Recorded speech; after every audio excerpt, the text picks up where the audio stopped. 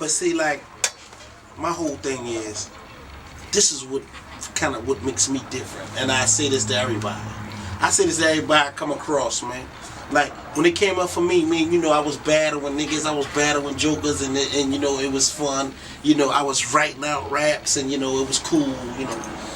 But it was like, it was all for the fun, it was all for the love, man, you know.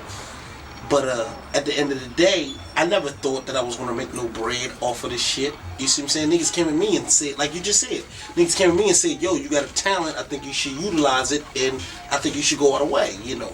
And I was in my zone, man. I was a kid, man. Man, all right, the music, hee ha ha, let's get on.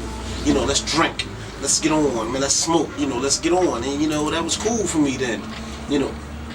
But it was always about the love. Like, it never was about no money for me. I never cared about it. Even when I was on, I was signed and I was living, I was getting it, man. I was doing real good, man. Signed the Catino Mobley label in '03 and, you know, around these NBA niggas and, man, living in a $4 million mansion and all like type shit was crazy for me, and it was good, man. It was really good, man. But like, I never believed in myself.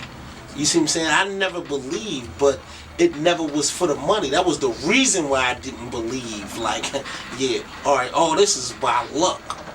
But not knowing that it was a blessing, all this is by luck is what I was thinking. So, you know, me being as though I wasn't doing it for the money, and the money was there, and I was doing it, and the money was coming, and it never really made it. I ain't give a fuck, dog. I ain't give a fuck, you know. And like, I do it at the end of the day. I do it for if a nigga say, "Vodka, man, you know, I was gang worn, man, with the missus, or I was ready to air this nigga out."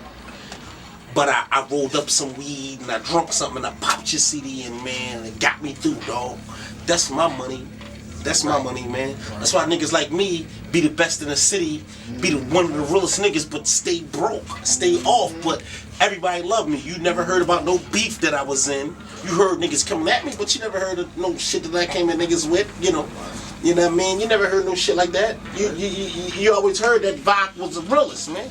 And I only want the knowledge for niggas, man. Because like, I got 3 daughters, dog, and I got them for a reason, man. They give birth to the believer. Yes, you see what I'm saying? So as far as I'm concerned, man, I could die. I could die. Like Hawk told me earlier, Tice, man, you gonna live forever, man. Mm-hmm. And I was already thinking that. But he wasn't just saying me as an individual. He was saying, like, you know, you live forever, man, because we how we brought here. You know, when we leave life here and we die, we here forever. Like, I just lost my grandfather, man. The only nigga that was dead for me. You know, and I'm sitting right here doing an interview right now, man. We talking real shit. It's not an interview to me. It's the real shit, because I want the people to see how I think. You dig what I'm saying? How I live. You know what I mean? How I'm around real niggas.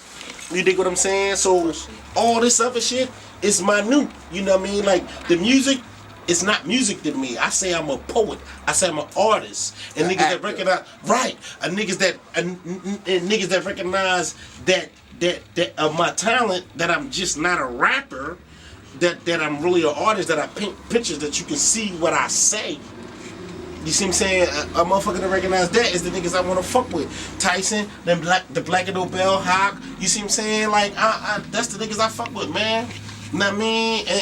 And I've been around them things, man. And you know what? It's cool, but you know, come on, man. Like, I've been around lots of different walks of life. Nice. Like, you can look at a picture. Like, you can take a picture, right? The day of tomorrow, you can take a picture and you'll see a boss, a nigga that you never see. You don't see bosses. Niggas that say bosses 4.5, 9, 18, they got a brick or 2, and they still in the hood. Come on, man, ain't that no boss, dog. Come on, let's keep it real, man. We gonna call a spade a spade. A nigga that's moving 100 or 200 joints, you don't see them, man. You don't see them at all. You see what I'm saying? But you see them when you with me. And you'll see them with a fiend. A nigga that got $8, can't even pay a dime for his dime rock.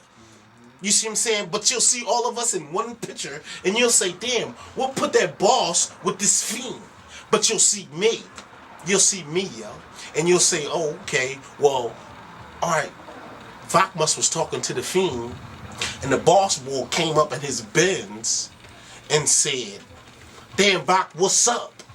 And I was like, nothing. I'm just chilling, talking to my man. I'm not gonna front on the Fiend. You see what I'm saying? Because I know what it's like to be a Fiend. And I know what it's like to be that boss. And I know what it's like to be that middleman. So right then and there, I must be either the middleman and the boss wanted to do something or whatever, however it went. In that picture, when you took that photo, if you was the feds, what put these people together? Vodka. Vodka put these people together like the Fiend and the boss. I'm what put these people together. So this is what my music consists of. I'm talking to you from the Fiend point of view, from the middleman point of view, and from the boss point of view, because I seen it. I seen every 3 levels. I seen every 3 levels.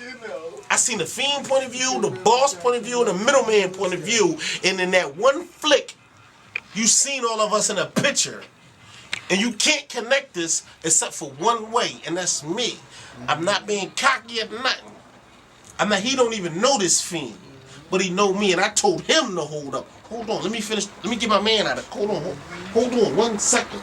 Yeah, OG, I'm gonna holler at you, because he's the money. We not gonna get it fucked up. Like I'm gonna flee the boss for the Fiend. Hold on, alright, I was talking to the Fiend, but I'm not gonna flee the Fiend either for the boss. I'm not gonna flee him either. Hold on, I'm gonna talk to you later. We you see what I'm saying? I'm gonna pet whatever later, but let me talk to my man. And then I get to talking to the boss. And that's just me, man. That's just me. I never did no fronting. A lot of niggas of flee the Fiend won't even tell him, "I talk to you later." A leader Fiend right there standing there and go talk to the boss. That's right. A lot of niggas will leave that man right there, which is a grown man, which probably had more money than the boss before the boss was born. Exactly. Before the fucking boss was born, had more money than the boss. But just so happens, you see what I'm saying? Real recognize real, man. We're not gonna get it fucked up. I'm thorough. I lived all of them lives. You see what I'm saying? This was what make me different. Like a lot of niggas, 10 years ago, where was you niggas at, man? And like y'all think I'm a young boy, man. I'm a young boy. I'm 27 years old. But 10 years ago, a lot of y'all was 11 and 12, man. Come on, man. Let's get decent. Let's keep it decent, man. 10 years ago, a lot of y'all was 11 and 12. I came out with Rehab and When the Streets Cry, and I was on the radio, man. And I'm not bragging or nothing. I'm not bragging. I'm just saying, stop comparing me to these kids, to these children, these niggas that love me, dog. Yeah. These niggas that bite my shit. I'm not even gonna use the word bite. These niggas that snack off my shit. I've been saying for years. These niggas that snack off my shit, yo. Yeah. And they better show respect, because they know they better show respect. But all in all, man, this music shit ain't music to me, man. It's art, man. I paint a picture, man, for the kids, man, because they got to grow up. They got to grow up, but they just can't grow up. They got to grow up the right way. They can't grow up off of niggas that's trying to live out their raps. You see what I'm saying? And get 20 to 40 and get life.